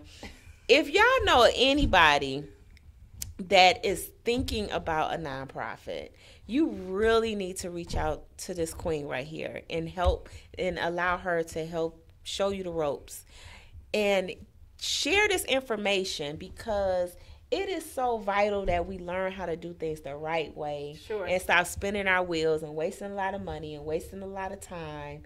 And that's what I see happening so much. You know, people are so excited, and being passionate and being excited about stuff is such where you start at, but it's not what's going to take you to the next level. Can I say one thing? Absolutely. Let me tell you what a lot of people do with their nonprofits. I'm going to take your book as an example. They say this is their nonprofit they created. They put it in their bosom and they cover it like this. First of all, I can't see who you are. You're not showing me who you are. And then you wonder why you don't have support, because you're like this. And I tell them, no, this is a public trust. This does not belong to you. It belongs to the public. So you need to put it out there for everybody to see. You need to share it everywhere you go. And you need to find like-minded people to be on your board who see your vision, who are tied to your mission, stop trying to get your family members. You don't need to be trying to put your family members. Actually, you need to fire your board. Your interim board is just who you really got your paperwork with. Some of you guys need to fire your board, okay? That's kind of like how you had to set it up to get started. Yeah. And then after that, go in there and create a new one. Right, and then they wonder why they're not getting anywhere, because they don't have diversity in their board. They don't have millennials. They don't have young people. They don't have old people. They don't have people that don't look like them. You know, and so the more you put this out here, the more this is going to become a viable, ready, available, successful organization, because now people can see it. They can see what you're doing, and they can't see it when you're hiding it. Yes. And so it doesn't belong to you. Give it back to the world. See, the gift was given to us. We're the gift. God created us. We're his gift. But now he gave us as a gift to the world. To give to the world. So now this is your mission. This is your gift. So now give it back to the world. That was it. You said it. You said it, Queen. You said it. You know, I have a little saying that I say, and it's don't stop being a secret agent. Yes. I say that to businesses. You know, we create such beautiful things. Yes. And then very beautiful. Right. And because we're so creative, we're always creating, you know, and you say, hey, I want to save the world. I want to save the animals. I want to save this. I want to save that. And then we do not vocalize it and get it out there. And like you said, something very powerful, diversity. Yes. You know, diversifying your board Yes. to where it's really touching the people that need to be touched. Yes. If you want to be in another country, then maybe you need to get somebody that has connections Yes. with other countries. Why are you Yes. staying on the block Yes. with Yes. baby? No, you can't get to the other side like that. Well, I don't know if I can trust them. What you trust them with? Everything is public. Yeah. Everything is public. They think they're talking about their own personal funding. This money was given to you for others. It's not yours. So what do you mean you can't trust? Let it go. So the power is in getting the programs Yes. operable and making them produce what they're supposed to produce. Right. Making them do what they're supposed to do. Yeah. Walk the walk, talk the talk. Right. Yeah. That is some powerful information. I'm surprised nobody has called in. We got quite a few people watching. Y'all don't have any questions. Hello, everybody, all my kings and queens. I out tell you there what's in going to make Facebook them world. call in. What's going to make them Call in and find out how you can get your student loans forgiven. All of it, 100% with a nonprofit. Y'all see the number? 470-251-4647. Some people can't get a home. If y'all need They- some they student loans debt- forgiven. Some student loans forgiven. Wow. Girl, tell me about it. Even though I ain't got none, but I know some people that do. They need to know. Yeah. We can't wait for the people to call. How we get these student loans Well, forgiven? I with a will say this. I'm nonprofit? not going to get too deep into the details because it is places they can go out and get the details, or we can reach out to us and we can give them the details. But pretty much, if you are working and supporting a nonprofit in a full-time status, and you're working for an entity or you've done volunteer work for that entity on a full-time status, and you have paid for 10 years, 120 payments, pretty much, and it could even income sensitive. I hear that income sensitive applies to that. Like I said, I don't want to get into all those details right now. It's not in front of me, but you can get your student loans forgiven. Wow. By meeting those requirements. Wow. Yeah. See that? Now, you know what? This blows me away. Every time I talk to people like yourself, amazing people that, know certain things that we all could benefit from. And I always wonder, I always have to ask the question, why we don't tell people more about all of this beautiful information. I mean, it's like we talk about everything under the sun. Y'all on Facebook, y'all snapping pictures and all this other kind of crazy stuff, learning how to do the latest dance. Why we don't share this kind of information with more people? Why people don't know these resources that they could tap into? I'm not sure. Maybe because they just hadn't thought about it, or they just don't know. Just don't know. Yeah. So now y'all know. Okay, I'm talking to y'all. Now y'all know. We getting some hearts and some love coming through. Thank you. We love hearts. We love thumbs ups. Yes, now you know.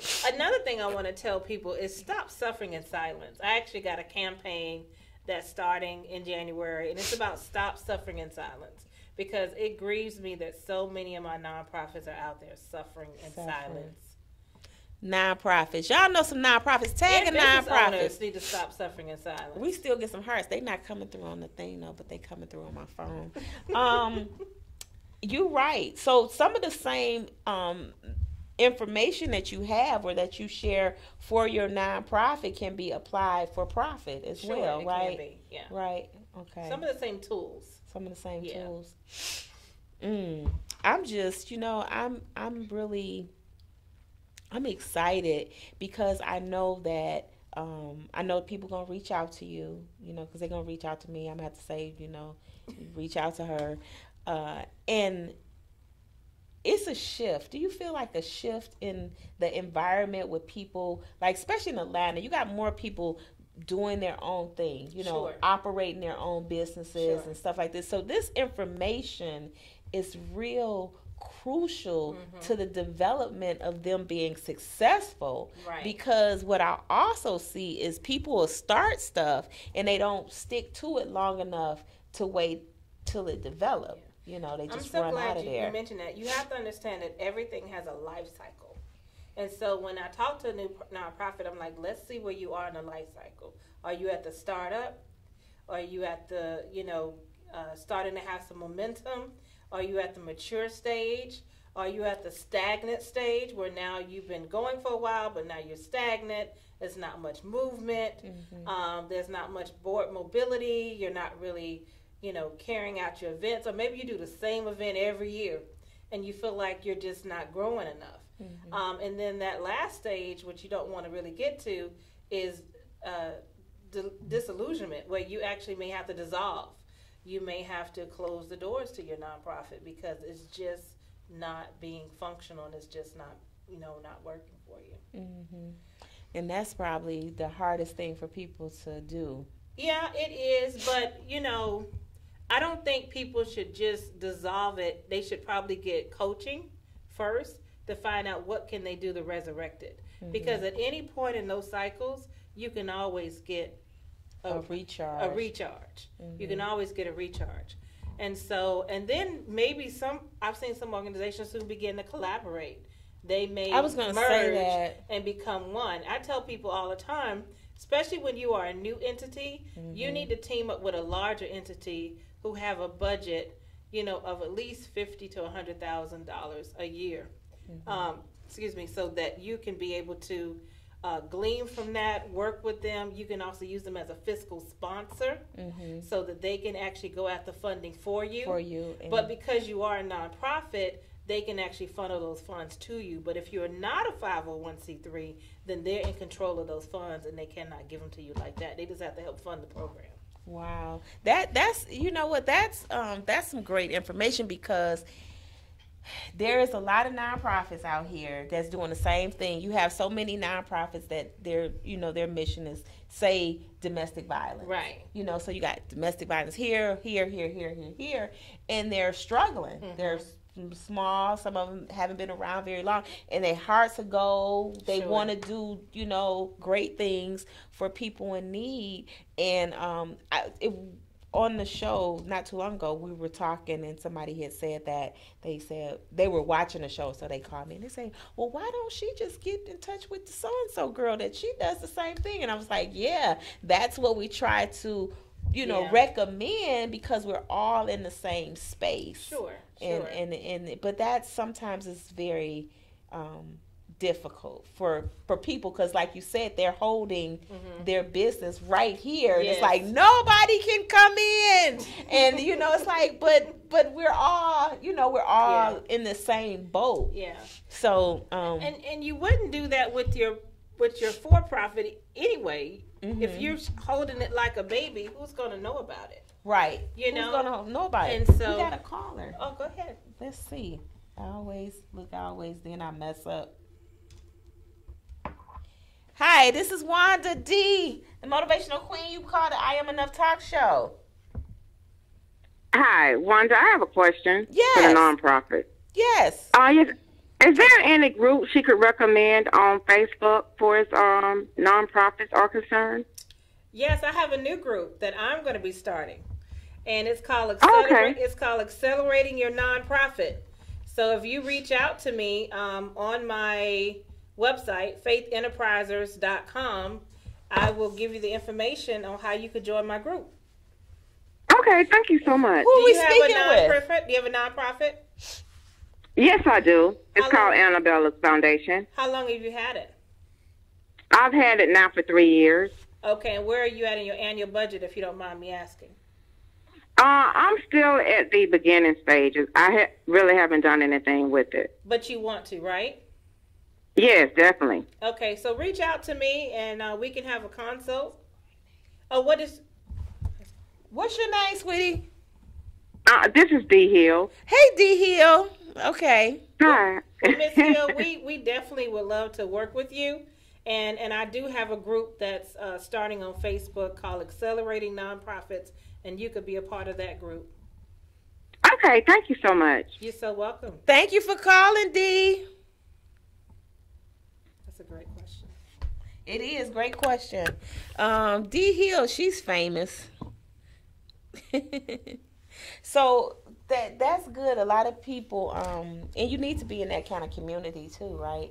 Where you can get some support, and people have different functions and stuff like that. And I say, look at it. Everything is an opportunity to learn. Yeah.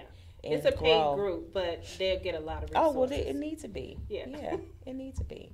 Because you're valuable, and the information you give is something that somebody can really, if you take it and act on it, then they can see some profits and some growth coming on in their business. Sure. So it's not like you're just out here not making a difference, because you're definitely making an impact. And that's why, I just had to have you on here. I would love for you to look at when you can come back and really give, maybe we go into one area and then give more information into that one area. You mean like for nonprofits, area? For the nonprofits, yeah. Okay.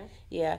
And but tell people now, I know you gave out your website and you just told them the group. Do you have anything that's coming up soon? Any events that's coming up immediately? I do. I have an event in December, but I don't have the date set. Okay. It's going to be a funding plan training, which I'm going to talk about diversified funding. Okay. And then November 27th is the Giving Tuesday. It's the National Giving Day of the year for all nonprofits. And so I'm going to have, what is this, Sunday? Mm-hmm. Yeah, so this week coming up Thursday, I'm going to be doing a class on Giving Tuesday. Okay. How to get your website set up, your funding pages, all those things, so you are prepared for Giving Tuesday. So where is that class going to be held? They're all going to be online. Online, okay. And how do they get to that class? Through the website? They have to go to my website, and the link will be on there for them to schedule a consult so we can get back with them. Okay. And I think our producer has your flyer. We can put that up so then people can take a look at that and kind of get information, and then if they need to go back to it, they'll have that information as well. Yeah. And there's a board boot camp that I teach, but we're getting ready to also launch in the beginning of the year the Nonprofit University. Great. That's going to be exciting. Now, is that going to be online too? There's your flyer. Oh, thank you. I didn't know I said that. That's great. I don't know if you did either. I think I just snatched it. That's great. Thank you. Yeah, but so explain, we mention everything on there? Yeah, board Pretty training, much. funding plans. I do have 100% approval rate. So 100% of all of our nonprofits around the country have gotten approved through the IRS. And we also have, we help you with, if you want to trademark your business, we have lawyers that are part of our team that can help with trademarking.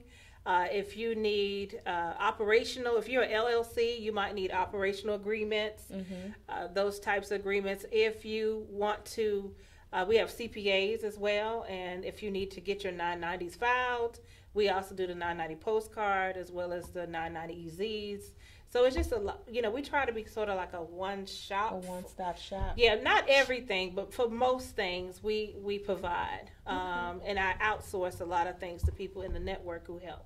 Okay. Yeah. Well, that's great. That's great. That's all a part of your network. When you, because if you don't do it, then you can refer them to somebody that can take charge of whatever that is. Right. And the 2-day boot camp there's going to be a CPA as well as a lawyer that will be talking about trademarking on those 2 days. Okay. Yeah. Okay. So that's good. That's good. Ooh, I can just stay here all night and just break out and keep asking one question after another. Let me see if anybody said something. So we got some comments here. They said, great topic, great information. And D had said tech soup, a question mark. So again, what was the tech soup? That was for resource, is right? Where you get all software. All software, yeah, D. like Microsoft Office. You can get donor management systems. You can get Adobe. I mean, just any kind of software you can imagine that you would need for your nonprofit. You can go to TechSoup. QuickBooks for nonprofits. All that's on TechSoup. Right. Okay. Okay, so y'all got that. All of that stuff is on. And then too, y'all can just reach out to Miss C Nicole Henderson and Associates, and she's on Twitter. You got your Twitter and your LinkedIn and Facebook, C Visions and Dreams. Or they can go to see Nicole Henderson. Okay, see Nicole Henderson. Right. And all that kind of stuff. And it's see Nicole on Instagram too. On Instagram. So everybody, y'all don't have no excuses now.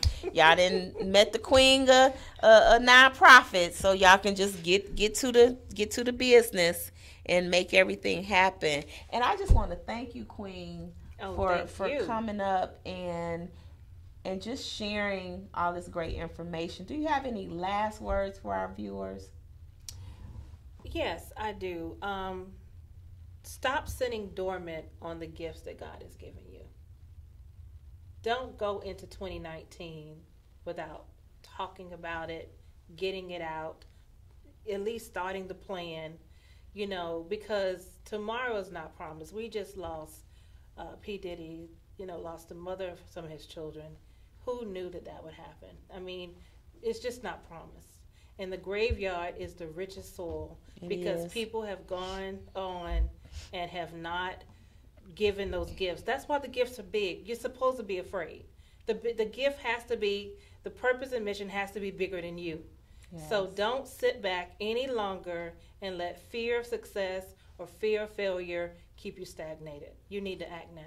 Wow, that is great advice, and that's just all in alignment with the I Am Enough talk show. Yes, they're enough. Yes, you are enough. Your dream matters. This is what it's all about, kings and queens. Get your increase started with just releasing all of that negativity out of your life. Here on the I Am Enough talk show, we always recommend that you come with your biggest dream and your biggest vision, because that's what we want to help you with. If you know of anybody that's looking for a platform that they can come on to and just kind of lay it all out on the line, please recommend the I Am Enough talk show. If you're looking to advertise, we also are looking to support you in that as well. You can join us every first and third Sunday right here, 7 o'clock, 7 to 9, inside of the beautiful Status Network. Inside of this, our channel is called Manifest TV, and that's for a reason, because when we speak stuff out, it manifests. Yes. That's what I believe. I believe that we always have to set ourselves with intentions of how we want to live our life, the people that we want to attract. So let's not play around with our dreams and goals and vision. Let's be very laser focused and go after it, because we don't have anything to gain but just everything. We're our capacity for getting everything that we want is wide open. So I just want to encourage everybody to continue to tune in, continue to like and share and follow, and know this, that I love you and there is absolutely nothing that you can do about it. Thanks for joining us tonight, and we'll see you real soon. Bye for now.